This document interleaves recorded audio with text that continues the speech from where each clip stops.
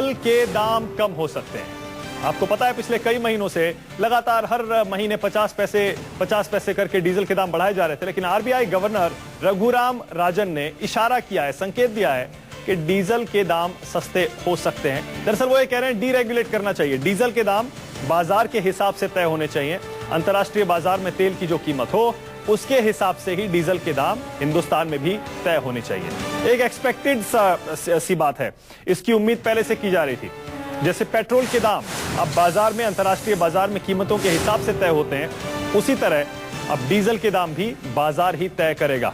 सरकार इसकी आधिकारिक घोषणा कभी भी कर सकती है, क्योंकि आपको पता है कि अंतर्राष्ट्रीय बाजार में तेल की कीमतें, इसी तरह अब डीजल के दाम भी बाजार ही तय करेगा।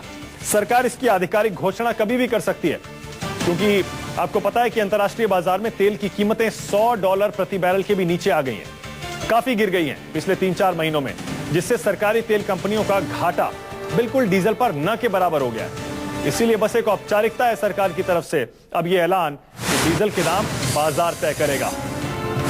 अगर डीजल के दाम बाजार के हिसाब से आज की कीमत पर तय होंगे तो माना यह जा रहा है कि डीजल सस्ता हो सकता है, पेट्रोल के दाम भी कम हो सकते हैं।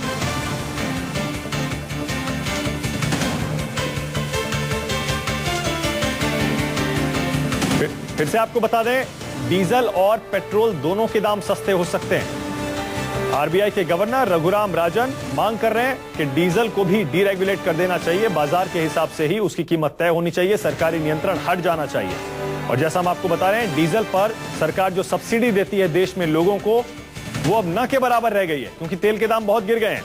और सरकार ने पिछले साल, 1.5 साल, 2 साल में डीजल के दाम हर महीने 50 पैसे करके काफी बढ़ाए हैं। इसलिए डीजल पर अब सरकार को घाटा न के बराबर होता है। अब जबकि अंतर्राष्ट्रीय बाजार में कीमतें गिरती जा रही हैं, तो माना यह जा रहा है कि अगर डीजल डीरेगुलेट हो जाता है, बाजार के हिसाब से उसकी कीमत तय होती है, तो दाम डीजल के बाजार में और कम हो सकते हैं। पेट्रोल के दाम भी आप जानते ही हैं कि पिछले 2-3 महीनों में 2-3 बार कम किए गए हैं।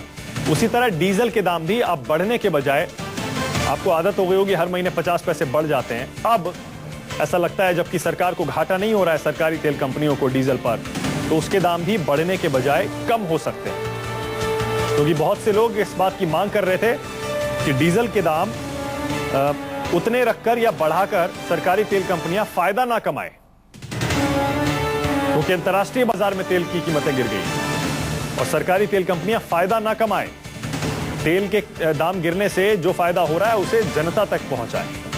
इसीलिए माना यह जा रहा है कि अगर डीजल को सरकारी नियंत्रण से मुक्त किया जाता है, डीरेगुलेट किया जाता है, तो उसके दाम कम किए जा सकते हैं। अंतर्राष्ट्रीय बाजार में आप जानते हैं तेल के दाम $100 प्रति बैरल के भी नीचे पहुंच गए, जबकि कुछ महीने पहले $120 से भी ज्यादा।